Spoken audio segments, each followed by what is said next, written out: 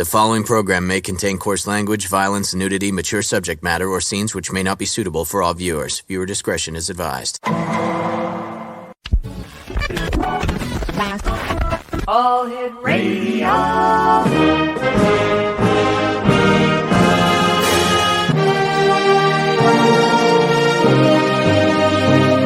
Welcome to the X Zone, a place where fact is fiction and fiction is reality. Now, here's your host, Rob McConnell. And welcome back to the X Zone, everyone. I am Rob McConnell. We're coming to you from our broadcast center and studios in St. Catharines, Ontario, Canada. We've been checking with our weather officials in the eastern part of Canada, the United States, and Hurricane Fiona is certainly causing havoc, and it is causing some technical difficulties, but thankfully we were able to, carry on with the show, even though the last hour was a wash, and we apologize for that. We're going to be talking to Kevin KILLEN this hour, and Kevin is going to be talking to us about ghosts, the paranormal, things that go bump in the night, and much more. And Kevin, welcome to the X Zone. Thank you for having me, Rob. How you doing? I'm doing pretty good. Whereabouts are you located? I am in Berlin, Maryland. I'm about 5 miles from Ocean City, Maryland, for those who like the beach. How's the weather there? Did you guys have any ill effects of Hurricane Fiona? Yeah, we had some gale warnings down here. Fall really came in pretty quickly. It's like 45 degrees outside, which is for me, it's perfect. That's my time of the year. But a lot of other people, I saw a lot of jackets earlier today, so that was kind of nice. I can understand that. I took our three dogs out earlier this morning, and it was quite a shock getting out there. I usually go out in my shorts, my sandals, and okay, it's still summertime. I got out there and I came back upstairs, put my coat on, my long pants, and away we went. For those, tell us a little bit about yourself and how you got involved in writing and the paranormal. All right. I'm a former journalist. I worked in journalism for almost a decade. I won a few awards doing that. So obviously writing, I've come from a writing family. So that was kind of, I think, in my blood, actually. So I've been doing that on and off. The book Ghost in Me, the one that I'm going to be referring to, was about a 15-year venture from first word to last sentence. And for publication, it took me about 15 years to get that all done. So it's just been a very odd journey, but it's been a great journey, and I've learned a lot of things, and I've seen a lot of things and done a lot of things and met a lot of good people along the way. Tell me, have you yourself had paranormal experiences? And if so, what kind? Yes, I've had many, as a matter of fact. I've had the phantom footsteps where nobody was there. I've had voices. I've picked up voices on a voice recorder.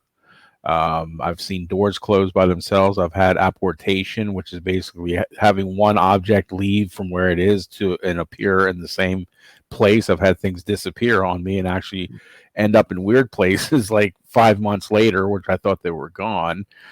So I've kind of run the gambit of paranormal experiences, I think. Why do you think some people are more susceptible to the paranormal than others? I think in some cases I think you're born with it, and that's, I think, my case. My background is Irish German with more Celtic blood in me, so I think that's a lot of where I get my things from, is because of my heritage is more from Ireland, so I get a lot of that, I think, and that has given me the ability to see these things, hear these things, and pick up on paranormal events. What was your first paranormal experience? I was living in Illinois. We were living in Evanston, right outside of Chicago, in a big old rambling big house, one of those turn of the centuries one.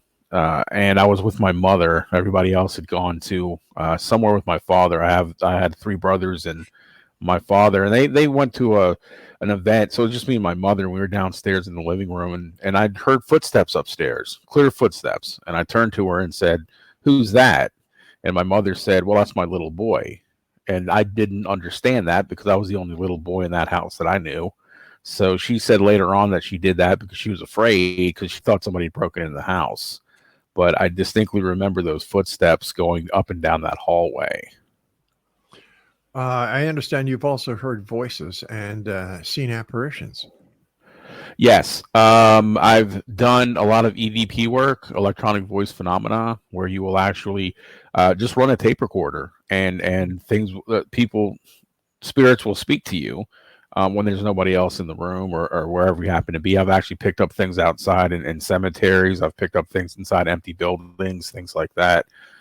So I've done a lot of that.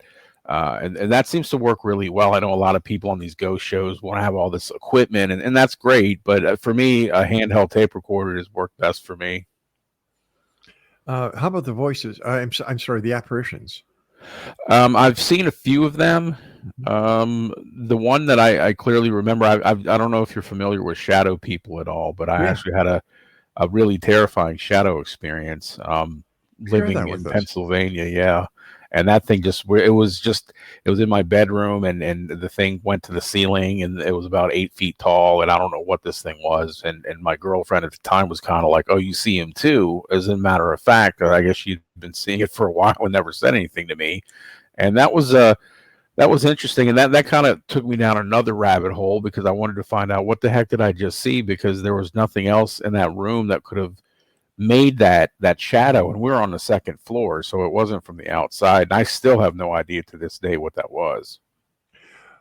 So I understand that you also go out and do paranormal investigations? Yes. Tell us about one of your most haunting, if you'll excuse the pun, paranormal investigation that you've been on. Okay. I would have to say it was actually one of my earlier ones. When I was probably about 2 years out of high school, so I was probably about 20 years old, and I was living in Fairfax County, Virginia, in Falls Church to be exact, in the house that I grew up in. My house we had a lot of people coming in. My brothers had a lot of friends. I had a lot of friends, this and that. So we had a lot of foot traffic. Right. But this particular night, everyone actually left the house, and I was all alone by myself. And I was like, okay, wow, I'm here by myself. I'm going to see if I can pick anything up, because I had been having some experiences in my bedroom, some footsteps and things like that. And I figured there was something there. So I don't know if you might be familiar with the old boom boxes back in the day, with dual cassettes and the speakers. Yeah. So I had one of those, and I went ahead and hit the tape recorder and let the old tape recorder, the tape cassettes run. Yeah. And I left the house. I went to a friend's house for about an hour and a half, and came back and around the tape. And right at the last minute or two of the tape, I got what sounded like someone was banging on the machine. And that, I was like, whoa, there's nobody here. And then at the very end, this voice came through and said, "Ha ha, I have shown you." Now, the creepy thing about that is I had asked that question, "If there is anybody here, please show me." And then whatever was there answered my question right at the very end of that tape. And that's always stuck with me, because I'm still debating whether that was an evil thing or if it was just a spirit messing with me, because it was as if you recorded somebody's voice and turned it way down low. And that's what it sounded like. So that was my first one. And that actually has stuck with me to this day. What are some of the most recent ones you've worked on? Okay, I'm working on a book currently called Eastern Shore Ghosts, and it's about the Eastern Shore of Maryland right now, and we have a very haunted area. This place is very old. Obviously, the English, settled up and down the East Coast way back when. So I've been to a couple of cemeteries that have reputedly been haunted, and I've picked up a few things, not anything really substantial, but there's been a couple weird things that have happened during these investigations, such as there was a weird incident with some birds at one of the cemeteries that just really didn't make it. It was crows, and it didn't really make any sense to me.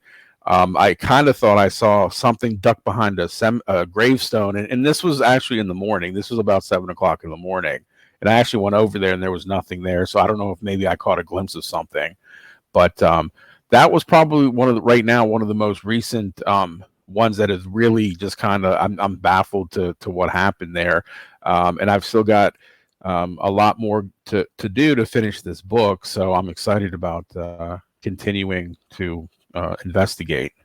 Have you ever done anything in Fort McHenry? No, I have not, and I know that's that area is just chock full of stuff. I've got Haunted Maryland books, so I've actually read about Haunted Maryland, Haunted Virginia. I have such a huge bucket list of places I want to go. that are reputedly haunted, and obviously, yeah, Fort McHenry in the Baltimore area is just, they have a lot of things going on up there. Why do you think cemeteries are haunted? These people are dead. Why do they stick around?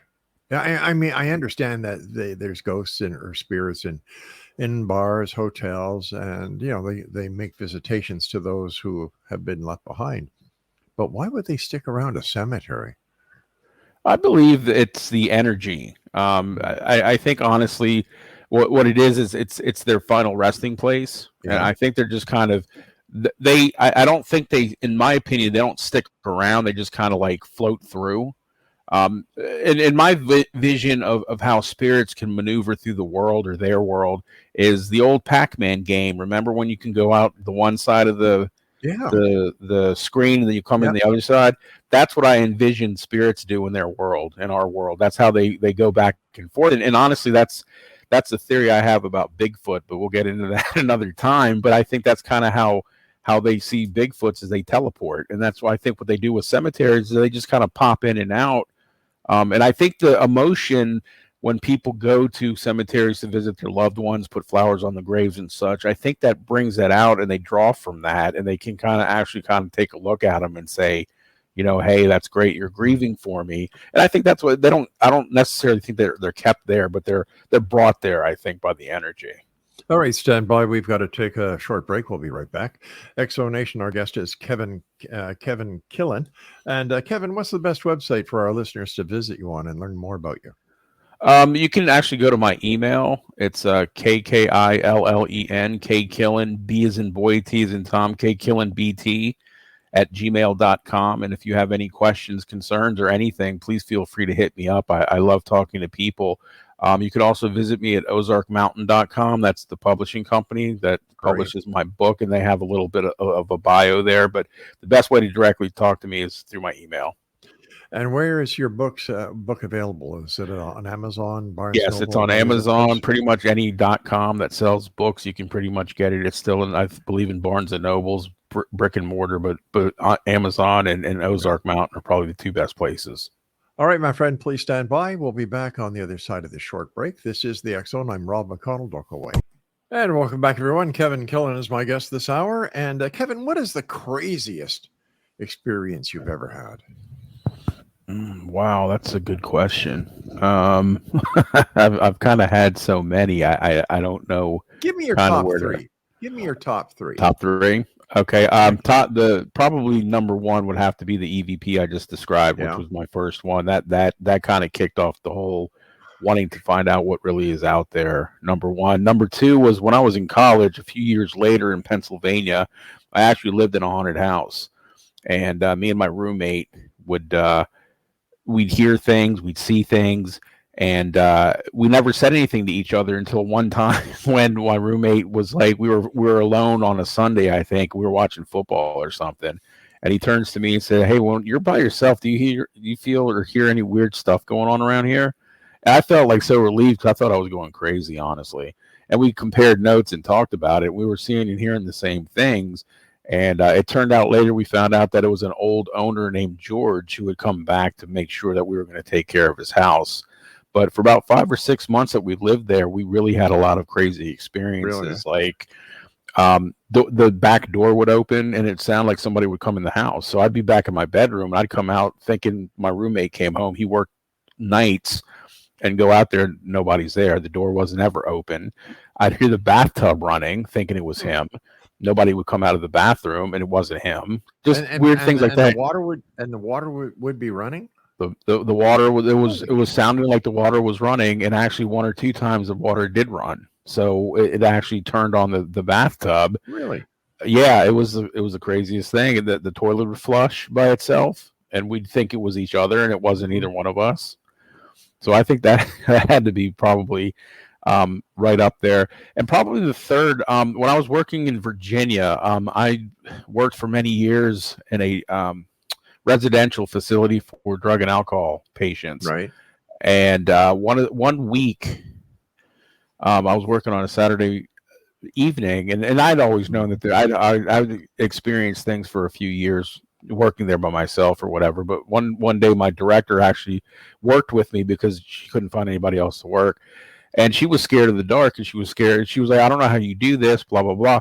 And we just heard all this crazy stuff, like books being thrown around and footsteps and doors closing. And she's not one to like scare easily or believe anything. And she was just like, what the hell was that? And I said, oh, that's like a nightly occurrence here, Stacy. And she was like, are you kidding? I said, no. And she said, there's nobody here. I said, yeah, stay here. I'll go. So, of course, I went back to the back hallway. And, of course, nobody was there. But it freaked her out. She never worked another night shift while I was there. So that was kind of the top three, I think, in my experience. Yeah. How do you come across these cases? Do people write you and say, hey, Kevin, this is what's going on. You should come over here and check it out? Yeah, word of mouth. I'm an avid reader. I'm a voracious reader. I have a pretty well-stocked library. So I'm always trying to get my hands on any kind of book, really, but paranormal seems to be one of the ones that have obviously attracted me. And I've heard and read about a lot of alleged hauntings in the areas here, and I've been to a bunch. I've lived in a couple different states, and I've just kind of remembered, oh, hey, there's supposed to be a ghost here, and again, or somebody will know and say, oh, hey, have you checked this place out? That they're supposedly having this, and this is kind of how the book that I'm working on now is coming together. Is I've read or heard about the places I've investigated. I'm still getting people, like you said, people will email me, or somebody at work will say, oh, hey, did you hear about this? Or a friend will say, hey, did you hear about this place? And I'll say, no, I don't. And I'll jot it down. And when I can find the time, I'll run over there. So based on your experience and your encounters and what you've seen, heard, and man, the last one in the place where you worked with your supervisor, I can understand why she wouldn't want to work there, especially at night. What is a ghost? I think, from my experience, I think it's an emotional leftover.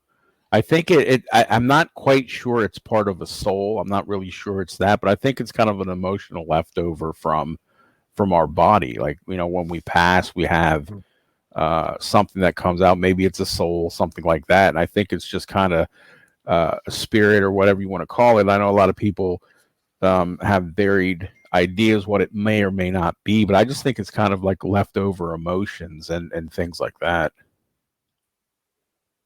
Leftover emotions. Something like something being caught within the electromagnetic field that puts it through a loop, like the old tapes. Remember that reel to reel? You could just do a yes, loop yeah, yes, absolutely. That's actually one theory is the stone tape theory, where people today see Native Americans running across their highways, or in England it's been documented that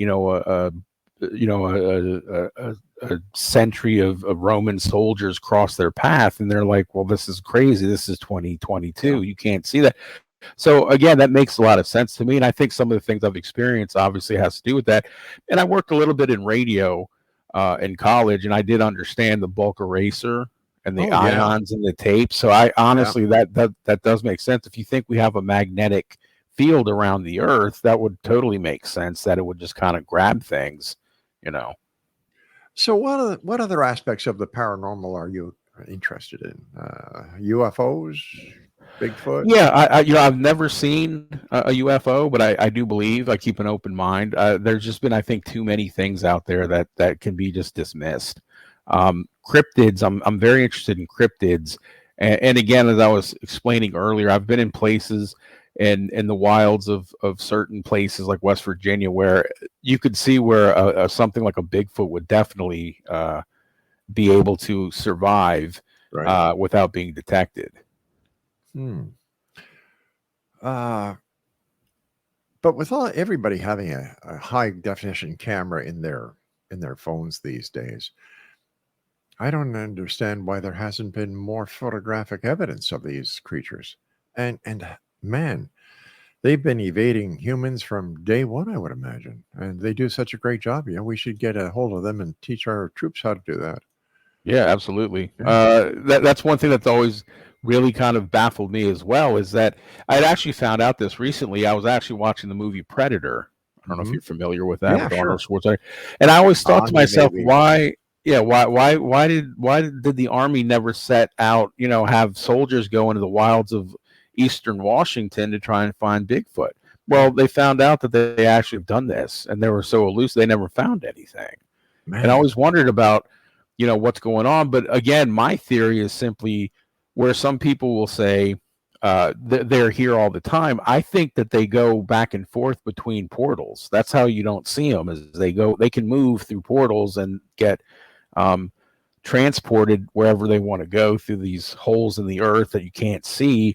And I think the 411 series kind of has a little bit to touch on that as well. I'm sure you're familiar with those, with the disappearances in the state parks down here. Yeah. And I think that's kind of how come we don't see Bigfoots, and that would explain, if they pass, they take their dead and they go into the portal and they end up whatever dimension that they are. And I just think that's kind of what that is. But that's my personal theory. So we're talking about terrestrial wormholes. Yes. Wow, makes sense. Yeah, it does make sense. Bigfoot, it's I don't know. We've had so many people on the show, and I thought by now, I've been doing the show 33 years. I thought by now there would be more evidence that would be brought forward, not only with Bigfoot, but UFOs, lake monsters, sea monsters, the Bermuda Triangle, the Devil's Triangle, the Hoodoo Sea, Atlantis, and nothing. You would think that with the advances made with technology, that there would be some smoking gun from some aspect of the paranormal, but there isn't. Absolutely. Any thoughts on that? Honestly, and I've discussed this with other people, and my theory with that is the fact that if we knew, if we actually knew what a ghost was, or what I think it's like a big letdown. And I honestly, in my opinion, I don't think we're supposed to. We're supposed to get these little breadcrumbs and things like that. And again, I'm sure you're familiar with the Art Bell, the great talk show host who passed recently. Coast to Coast. Yes, he was one. He never believed or didn't believe. He gave you that forum to express your opinions and everything. And he talked about the quickening with the earth and the world. And I think I've seen some of this with these things, with things happening and speeding up and things going on in the world. He talked about these things on his show, and he also bring professors and people to talk about that. And again, I just think it's not supposed to be. I think, again, we have little breadcrumbs that are supposed to be, but we're not going to get the full picture ever. And I have no idea why that is. Yeah, that's in itself a mystery. How about Skinwalker Ranch? Any ideas on that?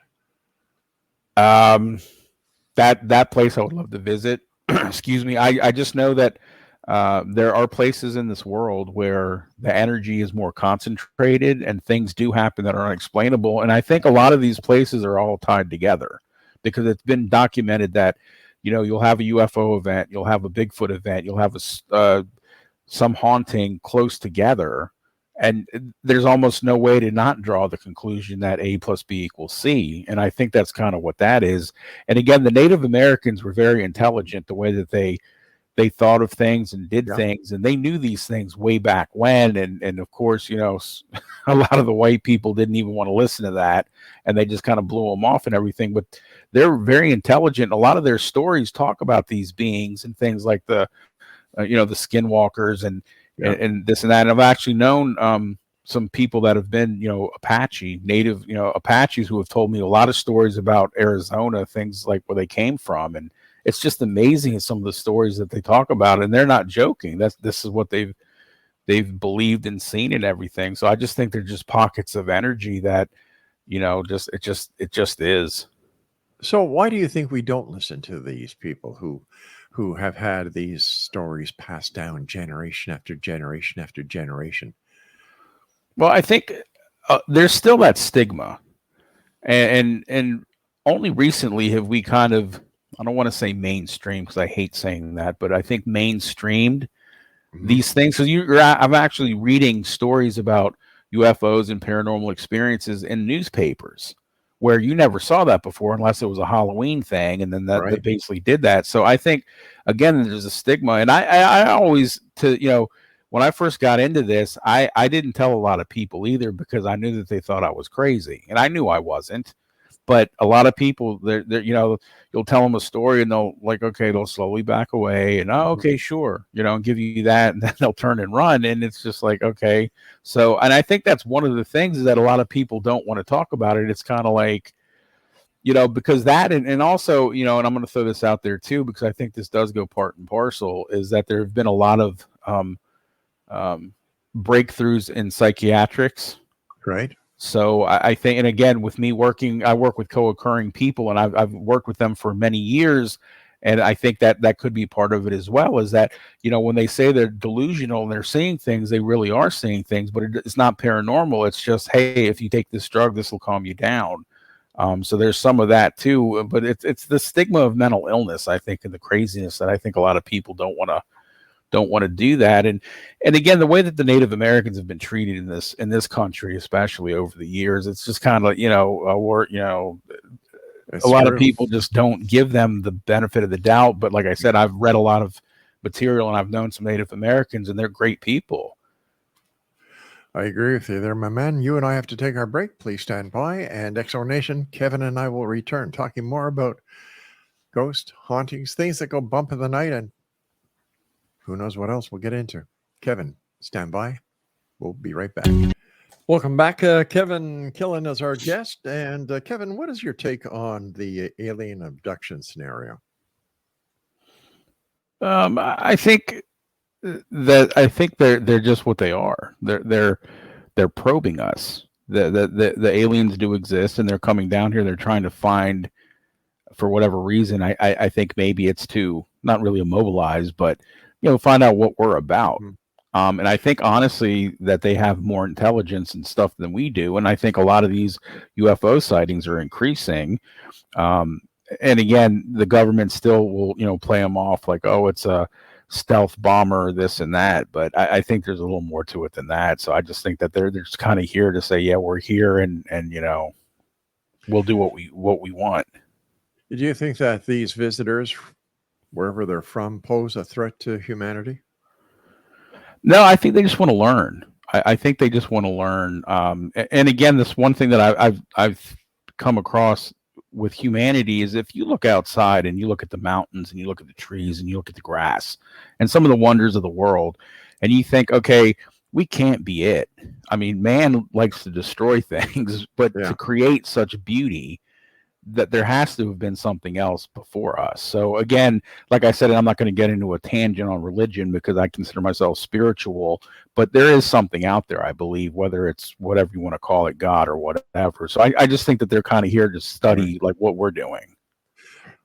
Why do you think the governments of the world are just not coming clean with what they know and say, okay, you know what, guys, for 50, 60 years, we've been lying to you, but we want to come clean. Yes, there are UFOs. Yes, they have visited. Yes, everything you think about the UFOs, the alien abductions, it's true. Why don't they just come out and say that?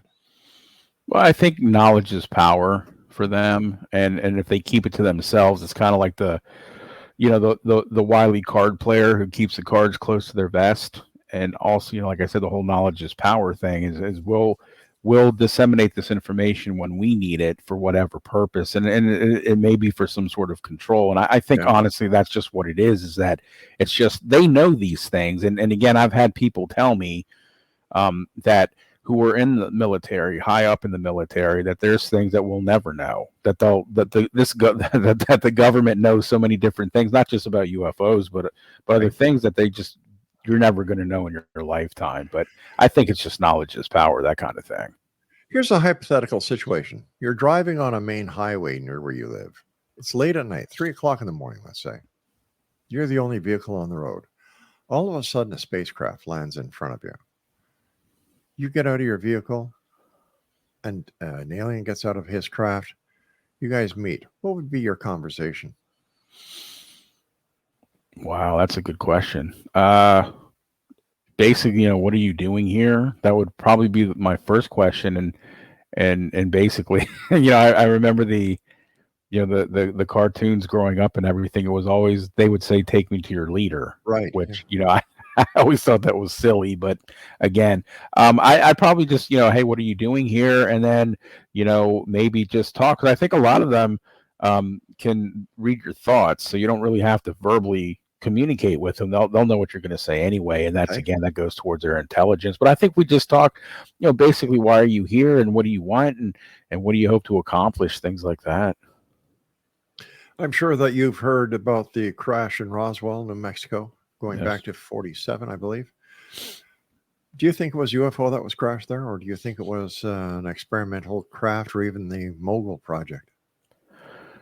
I believe it was a spacecraft. I believe that somewhere in Area 51 they have or had some piece of an alien, some part of an alien, or whatever you want to call it. I think honestly, that was. I think, in my opinion, that I've done some reading and I've talked to a lot of ufologists and things like that, and I've formed the opinion that I believe that it was. And again, I've known people in the military that have been pretty high up that have kind of told me some things that are just kind of mind blowing, and they've come to pass. And this was, way back when, that they actually said, keep an eye on this. This is going to happen, and sure enough, it did. So I think, it was an alien. What do you tell people when they ask you why you wanted to become a paranormal investigator or an author who writes about the paranormal?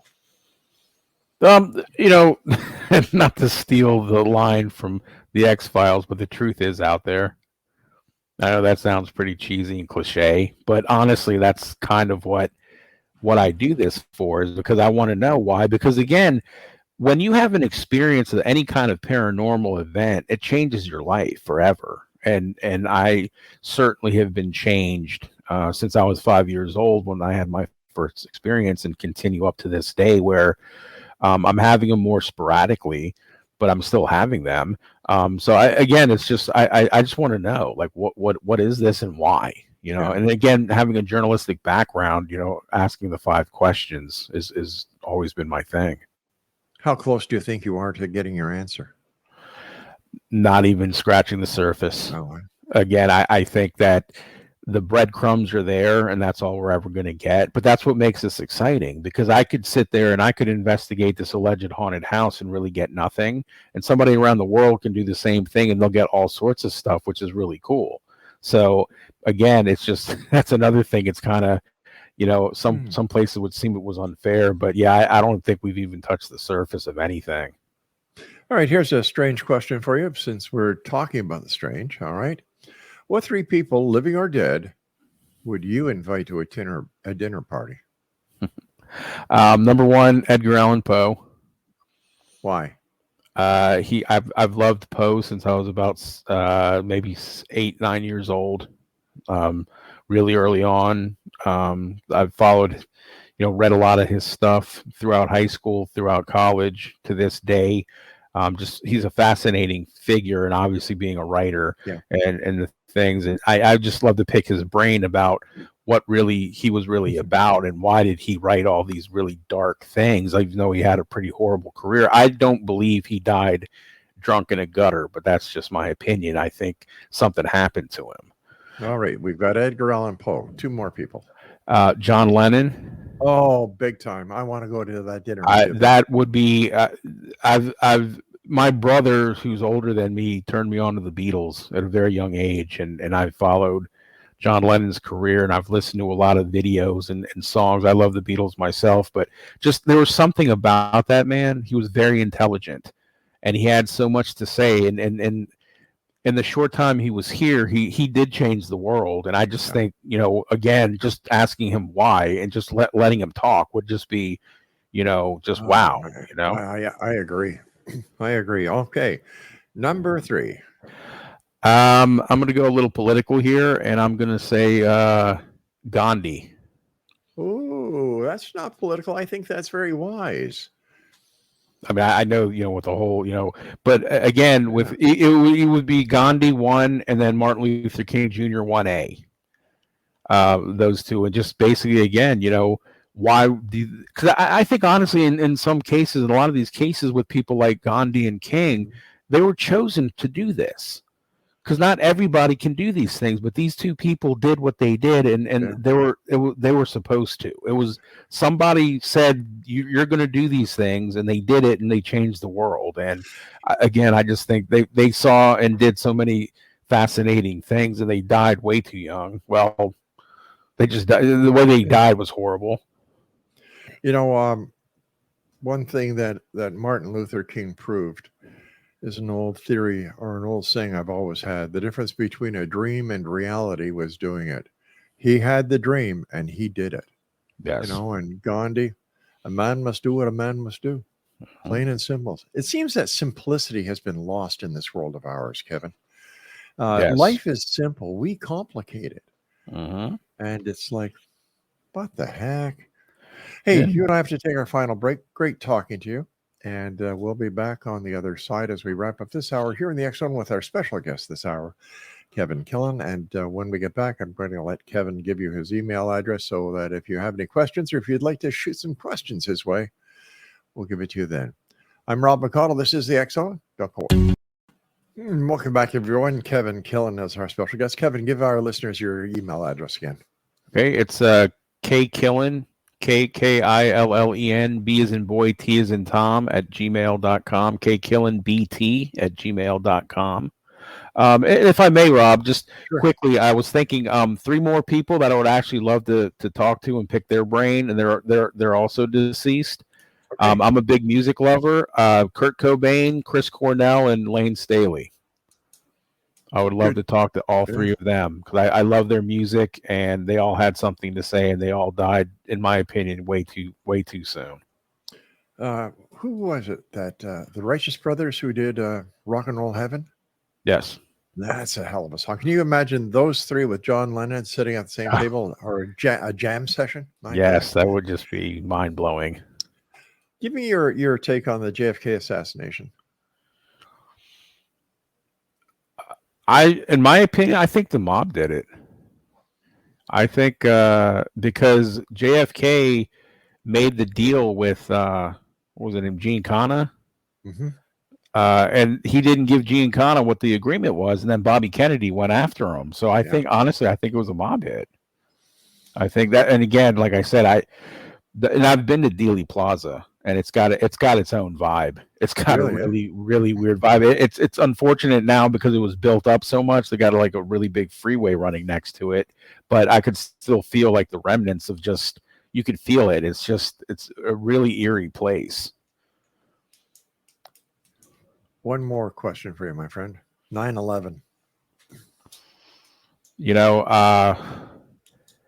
I'm not big into conspiracy theories, or at least I try not to be. I think that, I've listened to truthers and things like that. I just honestly think, there were just some like pissed off people that wanted to get back in America. And the reason I say that is because I don't know if you're familiar with basketball at all. No. Okay, well, we used to have a player down here when I was living in D.C. His name was Manute Bol. He was 7'7", and he was from the Sudan. And in the early 90s, he had finished his career, and he went back to Sudan to help his people. And he had told the government about bin Laden. He said, you got to watch this guy. This guy's coming into the villages here, and he's talking all this stuff, and I think he's going to do something. And the government turned his back on him, and the American government was like, yeah, we got an eye on him. Yeah, whatever, dude, you're a basketball player. Move along. And look what happened. And I'll never forget that. And I think the government has a tendency to do that at times when normal citizens say, hey, keep an eye on these people. They just turn a blind eye towards them. And I think a lot of this is like with the school shootings. This is what's happening, is that there's clear signs out there and we're not picking up. Do you think that everyone in the United States should have the right to bear arms? I do. I do respect the Second Amendment tremendously, and I think that again, that is something that it is in the Constitution, or it is in the. You should be able to. I mean, again, I know that there's this big thing, and for me, working with co-occurring people, it starts with mental illness, and we do not have enough of help and or the money to help these people. And I think that's where it starts. It's not, because again, I know I'll probably get blasted for this. It's not the guns that kill people. It's the people that do. That's right. That's right. And again, mental illness is rampant. And again, and I've seen psychotic meltdowns, and they're scary. And that's something, when they said they're off their meds, they really mean they're off their meds. And I've seen psychotic breaks, and they're not a picnic. Do you attribute the mental illness issue to the vast number and growing number of homeless people that are in the United States and Canada? I believe that does contribute. One thing that I've found working with co-occurring adults and substance abuse is I actually came across a lot of people that wanted to be homeless. Really? They chose to drop out of society, and that just blew my mind. I couldn't understand where we could house you in our facility for 6 months out of the year when it was winter. The minute spring hit, they're out the door living in the woods, and they wanted to be there. And it just blows my mind but that's kind of the way they are. So again, I don't understand that point, but I think that is part of it. And again, a lot of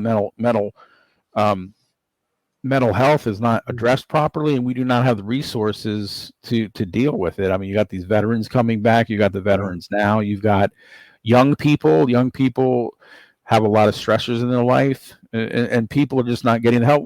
They're stretched thin, and doctors are just like, oh, here, try this one. That didn't work. Try this drug. I've seen it in my own workplace. I mean, we have a lot of Dr. Feelgoods.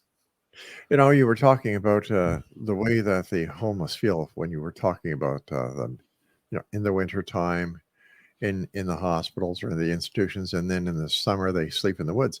I interviewed a homeless person not that long ago, because here in St. Catharines we have one hell of a problem with the homeless. We have encampments all over the place. We find syringes all over the place, human feces all over the place. And I said, why are you homeless? He looked at me and had a smirk on his face. He said, you pay taxes, right? You've got all this responsibility, right? You've got to work for your money, right? You've got to pay for your food, right? You've got to pay for your medication, right? The government pays me a Social Security check or a disability check. I don't have to pay taxes. I don't have to report to anybody. I get my medicine free. I get food free. He said, it pays to be homeless. Yeah. Like, holy cow. Mm-hmm. And I said, well, why don't you get a job? Better yourself. I like who I am. Yeah. Yeah, we found a lot of that down here. Like I said, the Seattle and Portland and San Francisco come to mind immediately, but they're springing up all over the place. My father and brother live in Dallas, or right outside of Dallas, Texas, and I talked to them, and they're talking about how they're seeing a lot of encampments springing up under overpasses now. Yeah. That weren't there before, but they're springing up all over the place. But yeah, that's kind of in a lot of these cases, the mentality of these people is that's what they want to do this. Yeah. And again, for us, I don't see why would you want to sleep in a tent on a sidewalk rather than sleep in a house on a bed? But again, that's, I don't understand it personally. No. I don't either. I think it's a real problem, and I don't think I've read a couple of articles on certain places in the United States, and the governments have no idea what to do with these people. Nobody knows what to do. They didn't expect this to happen, and all of a sudden now it does. They can't do anything, and they just kick the can down the road. That's exactly what they do up here in Canada. You've got 3 levels of government. You have municipal, which is in this case the city of St. Catharines. Then you have regional, which is the regional municipality of Niagara. And then you have the provincial government of the province of Ontario. And then if you want to take it one step further, then you've got the federal government.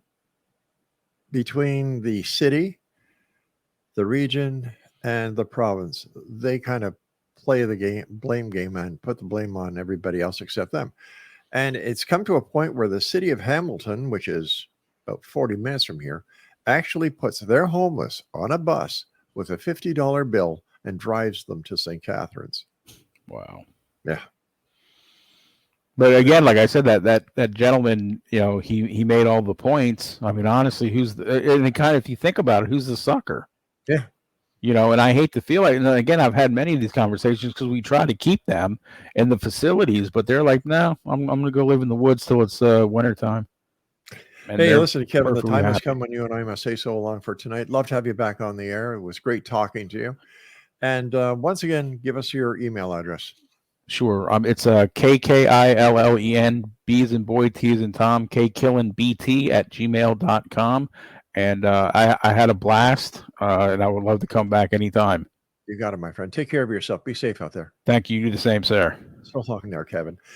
XO Nation, that was Kevin Killen. What a guy. I like the way he thinks. He's a straight shooter. He calls it as he sees it, which is the best way to be.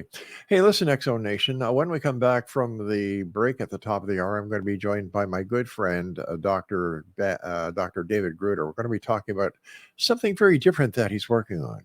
So that is coming up in the next hour. Like I said, I'll be back in about 10 minutes from now. But until then, take care of yourself and stay out of trouble.